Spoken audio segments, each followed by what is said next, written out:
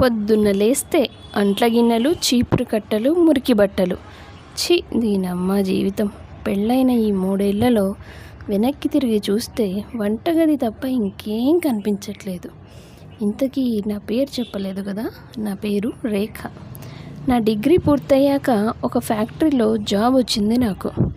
ఒక 3 ఏళ్ళు జాబ్ చేశాక ఆ జాబ్ మీద విరక్తి పుట్టి ఒక మంచి గవర్నమెంట్ జాబ్ సంపాదించాలని అక్కడ రిజైన్ చేసి బయటికి వచ్చేసా. ఏదో అనుకుంటే ఇంకేదో అయిందన్నట్టు వచ్చి రాగానే మా అమ్మ పెళ్లి చేసుకోమని నా తల తినడం మొదలుపెట్టింది. పెళ్ళయ్యాక నువ్వు ఎంతకాలం చదివినా అడ్డు చెప్పని సంబంధం చూస్తా, పెళ్ళికి ఒప్పుకో అని ఫోర్స్ చేసింది. పెళ్ళయ్యాక కూడా చదువుకోవచ్చు అంటుంది కదా అని, సరే మమ్మీ చూసుకో, నువ్వు ఎవరిని చేసుకోమన్నా చేసుకుంటా అని కమిట్ అయిపోయాను. వారం రోజుల్లో పెళ్లి చూపులు అరేంజ్ చేసింది. పెళ్లి చూపుల్లో అబ్బాయిల్ని చూసిన నాకు కరెంట్ షాక్ కన్నా గట్టి షాక్ తగిలింది. ఈ షాక్కి కారణం ఏంటో ఇప్పుడు చెప్పను, కాసేపు అయ్యాక మీకే తెలుస్తుంది. ఎలాగోలో పెళ్ళైపోయింది. ఇక చదువుకోవడం మొదలు పెడదాం అనుకున్నా. పెళ్ళయి 2 నెలలు కూడా సరిగా కాలేదు. మా అత్తగారు, మా పక్కింటి ఆంటీలు ఏంటి ఇంకా ఏమీ శుభవార్త లేదు అని మూతులు తిప్పడం మొదలుపెట్టారు. అది చూసి మా ఆయన మొహం మార్చుకోవడం మొదలుపెట్టాడు. ఇదంతా చూసిన నాకు కంగారు పుట్టింది. ఇది నిజంగానే అంత పెద్ద విషయమేమో అని భయపడి చదువు, ఉద్యోగం మాట పక్కన పెట్టి కనబడే బాబాలకి, కనబడిన దేవుళ్ళకి, చెట్టుకు పుట్టకు అన్నిటికీ మొక్కితే మాడిపోయిన మా ఆయన మొహం మళ్ళీ మెరుపొచ్చేలాగా కొన్నాళ్ళకి మేము పేరెంట్స్ కాబోతున్నామని శుభవార్త తెలిసింది. అమ్మయ్య, ఇక ఆంటీల గోల తప్పిందని సంతోషపడి, ఇప్పుడు నీకు కాస్త ఎక్కువ రెస్ట్ దొరుకుతుంది, ఈ టైంలో నువ్వు చదువుకో అన్నాడు మా ఆయన. అప్పటిదాకా ఎప్పుడు టైం దొరుకుతుందా అని చూసిన నాకు పుస్తకం మొహం చూస్తే పారిపోవాలనిపించడం మొదలుపెట్టింది.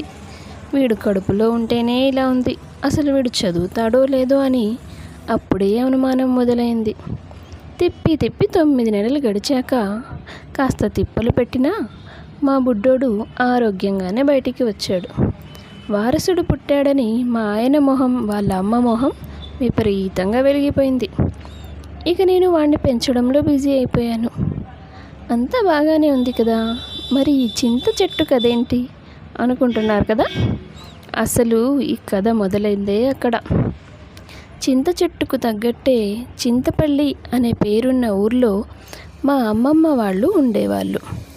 అమ్మమ్మ వాళ్ళ ఇంటి ఎదురుగా కొంచెం దూరంలో ఒక పెద్ద చింత చెట్టు ఉంది. సెలవుల్లో అక్కడికి వెళ్ళినప్పుడు నా పాటికి నేను ఆడుకుంటుంటే ఆ చింత చెట్టు కింద ఒక రాజకుమారుడు, అదేలేండి పేరు రాజ్కుమార్, నిలబడి నాకు సైట్ వేస్తూ ఉండేవాడు. అప్పుడు వాడి వయసు 13 ఏళ్ళు, నాకైతే 10 ఏళ్ళే. వాడు గుడ్ల గుబలాగా ఇంత పెద్ద కళ్ళు వేసుకొని నన్ను చూడ్డమే పనిగా ఉండేవాడు. వాళ్ళ అమ్మమ్మ వాళ్ళ ఊరు కూడా అదే, దగ్గరలోనే ఇల్లు. అదే నా కొంప ముంచింది. అసలు వాడు నన్ను చూస్తున్న విషయం అప్పుడు నాకు తెలీదు.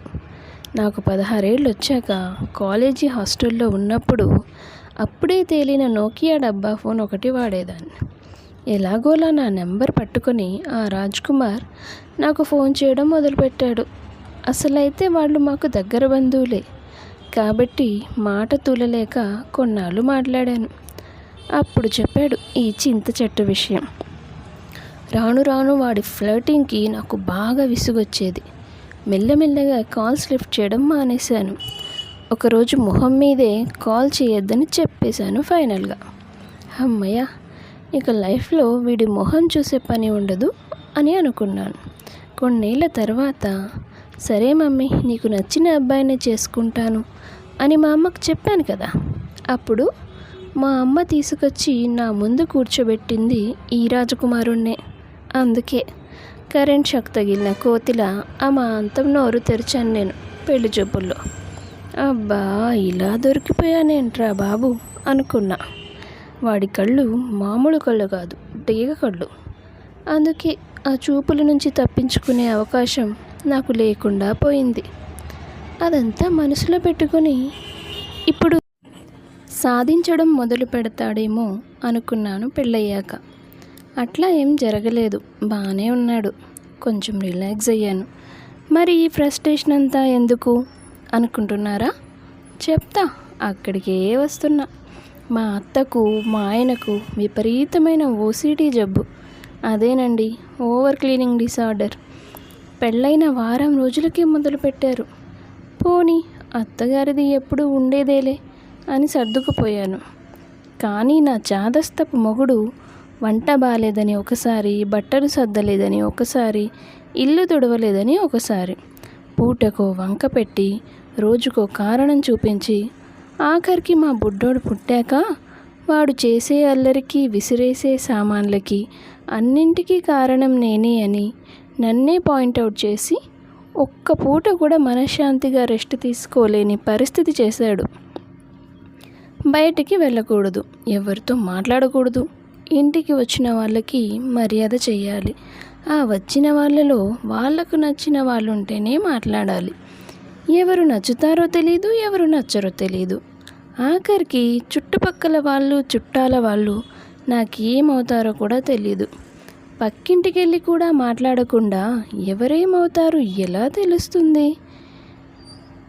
గుడికి వెళ్దామంటే వద్దంటాడు, సినిమా అంటే వద్దంటాడు, షాపింగ్ అంటే వద్దంటాడు, ఫంక్షన్కి వెళ్దామంటే నేను ఒక్కడనే పోతానంటాడు, పిల్లాడొస్తే అల్లరి పెడతాడు అంటాడు.